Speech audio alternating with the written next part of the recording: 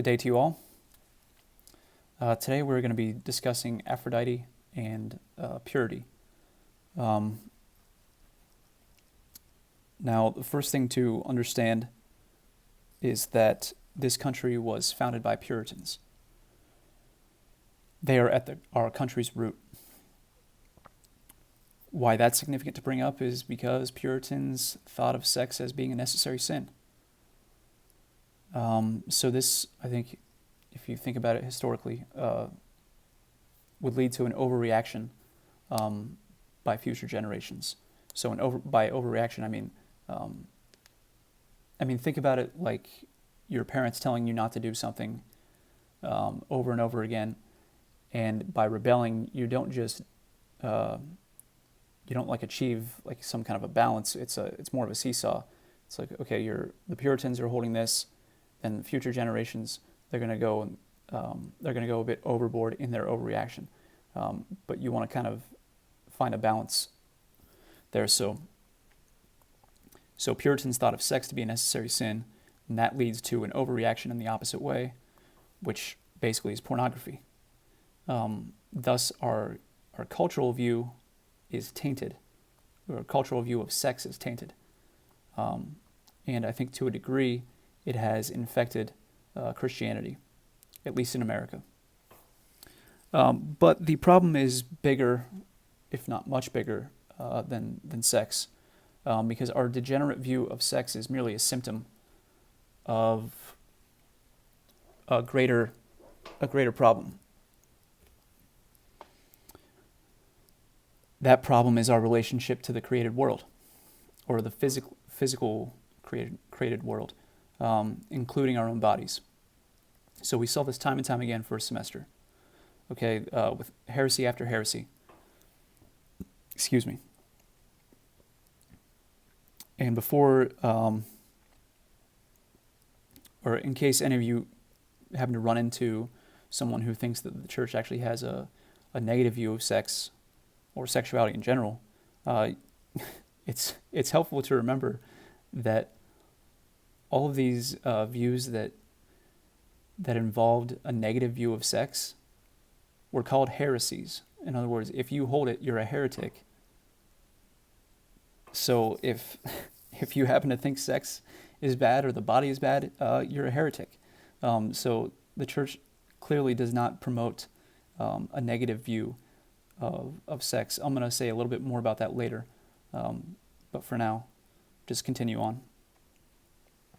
Okay, now I just want to give an intro into this text that I'm going to be referencing.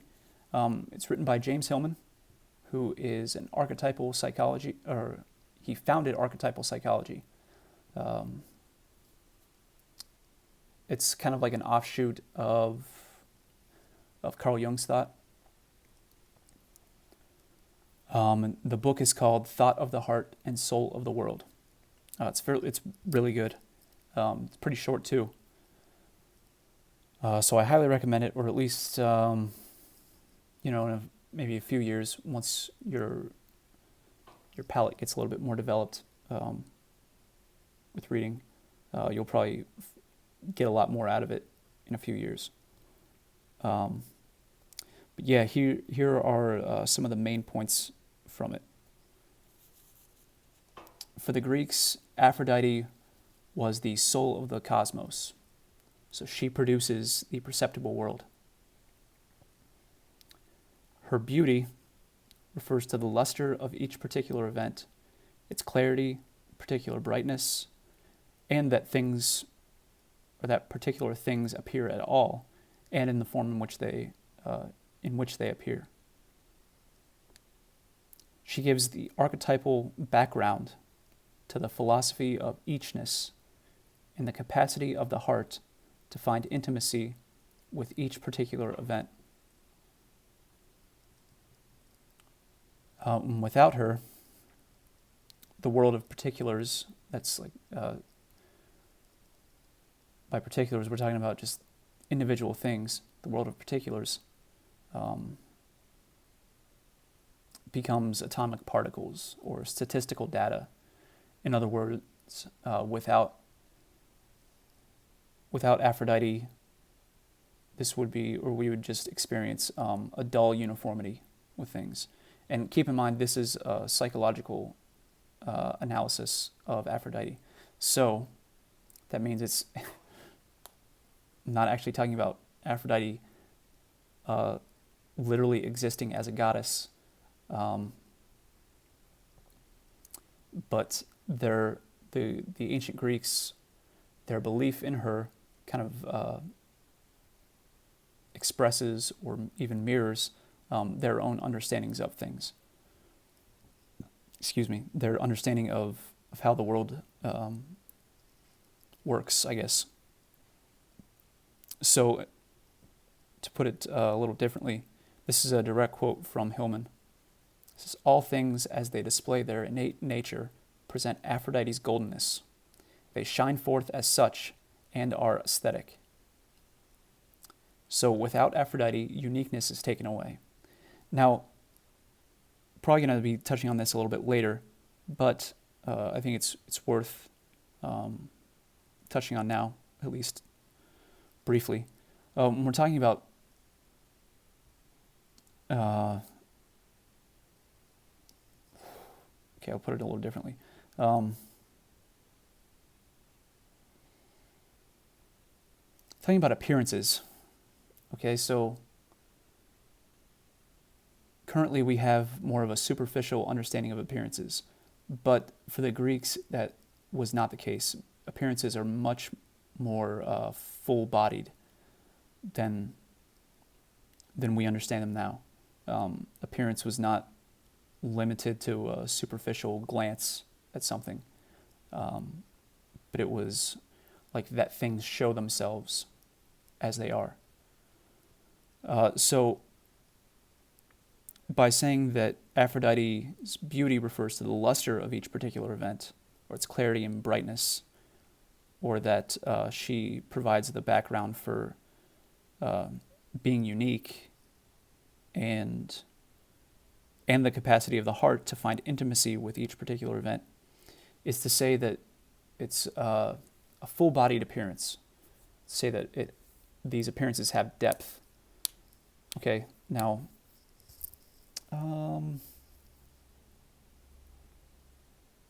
yeah, I'll leave it at that for the time being, but we're going to touch on, we're going to go deeper into it in just a bit. Okay, now regarding beauty. The Greek understanding of beauty was basically as Hillman says, it's a supreme theophany. Actually, I think he quoted a guy named Henry Corbin when saying that. Now, we can actually, or I would say that in the West, in Western culture, our relationship with beauty is a far cry from what it was. You can see that unfortunately, I think you can see it in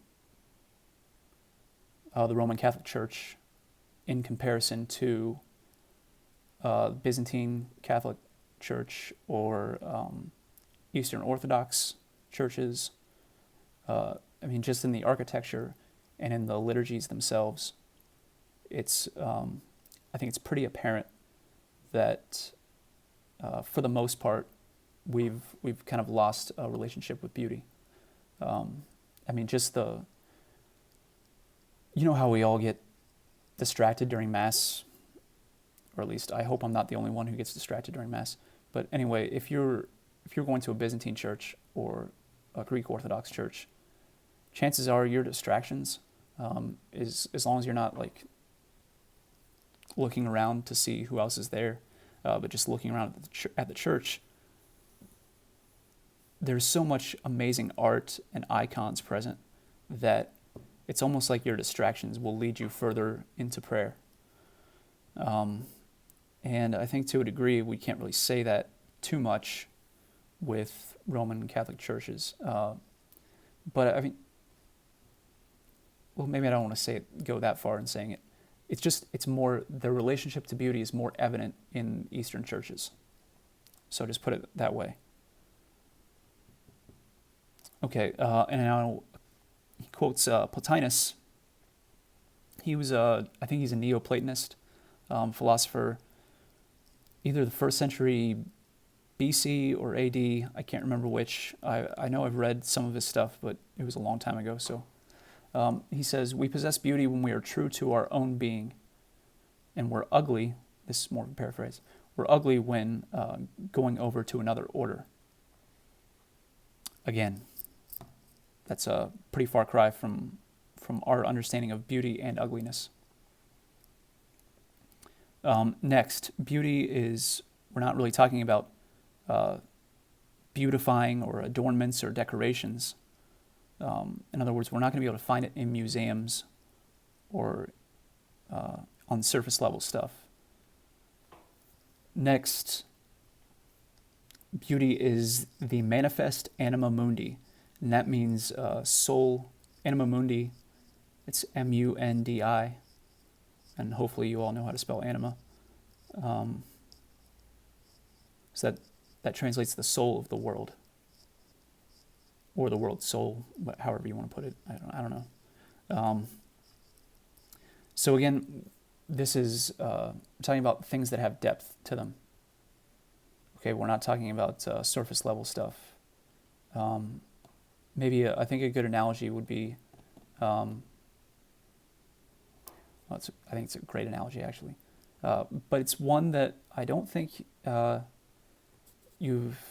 hopefully you haven't experienced it yet, but it has to do with, well, let's say in 3 or 4 years, once you turn 21, you'll probably start drinking reasonably or responsibly. Now, if you were to have try a Scottish ale, or maybe even a Guinness, even though I think Scottish ales are better than that, but or Oktoberfest, an Oktoberfest beer, anything that has like a lot of flavor to it, typically has a bit higher alcohol content, but that's not really the point. So think about that in comparison to something like Bud Light or Natty Light or anything light, really. I mean, it's like one is gold and the other's crap. There's no contest. I mean, it's the Bud Light and stuff. I mean, it's just watered down. It's very watered down, and it's just not tasteful. So when we're talking about appearances, because this next point says it refers to appearances as such, created as they are, in the forms in which they are given, and it's the beauty. Lastly, is the very sensibility of the cosmos. So we're not talking about surface level appearances. We're talking about more of a full-bodied Scottish ale in comparison to a Bud Light.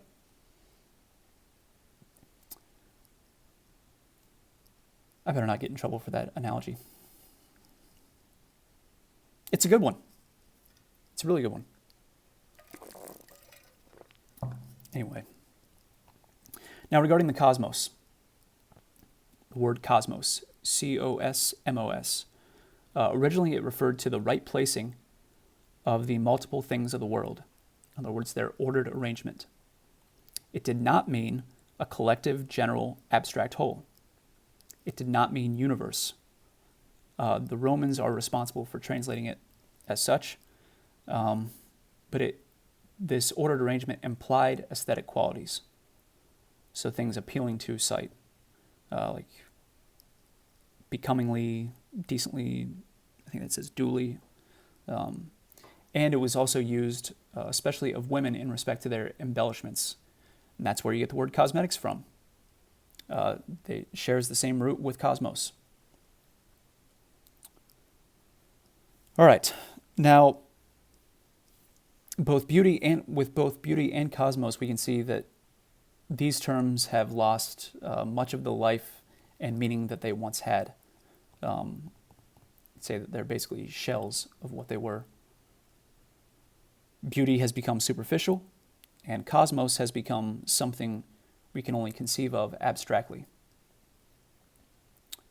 What we call physical reality or matter was never experienced then.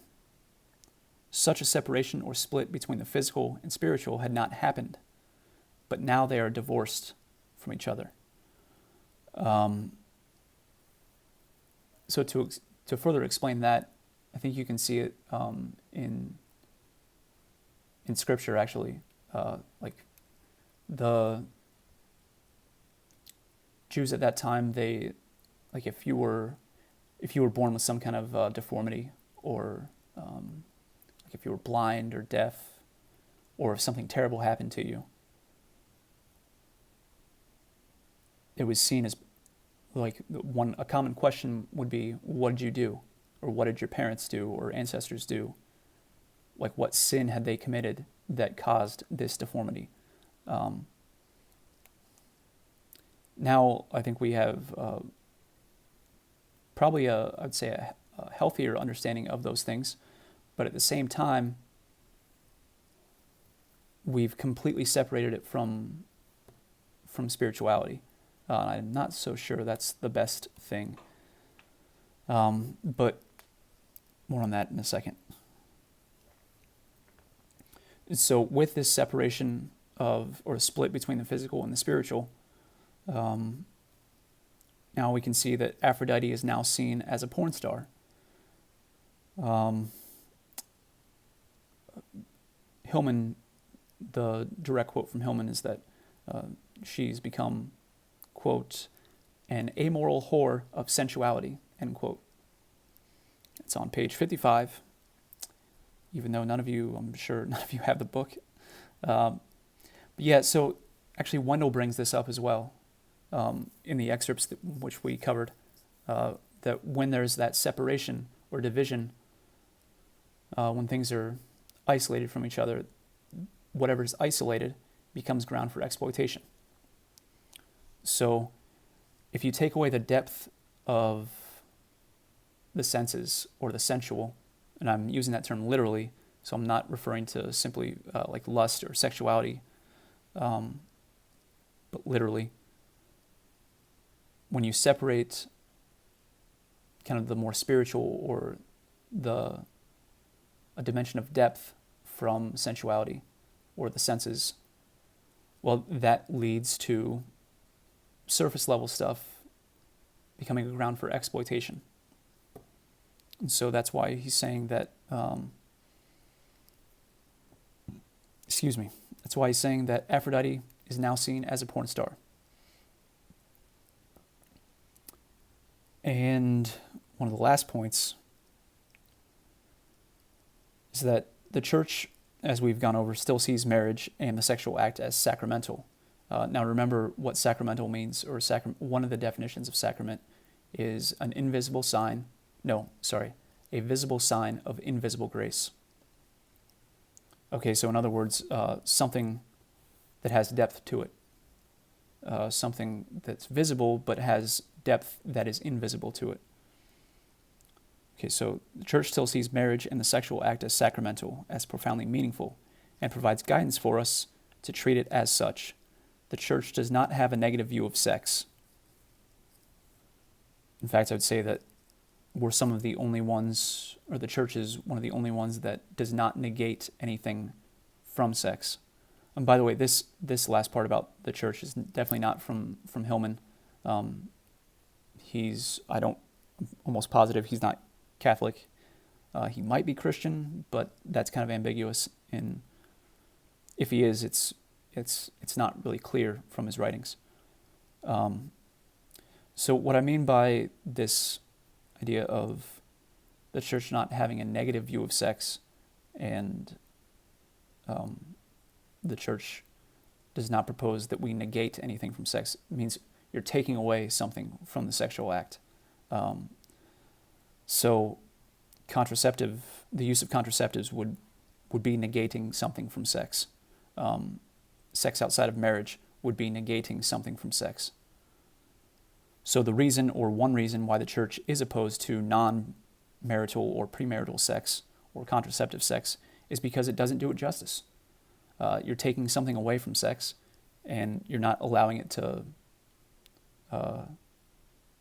achieve the fullness of being that it has. Now let's give just a brief recap. But first, just a word from our sponsors.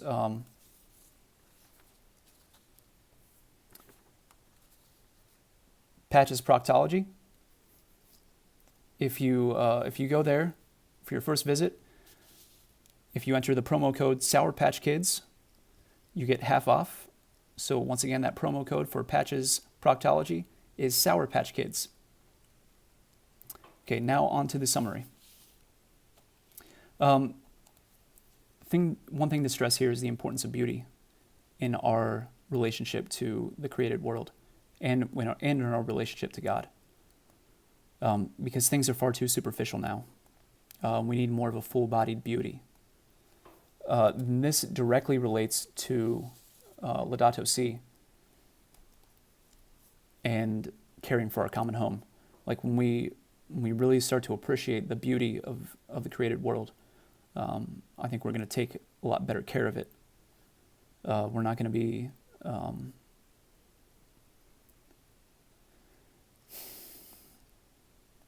we won't be careless.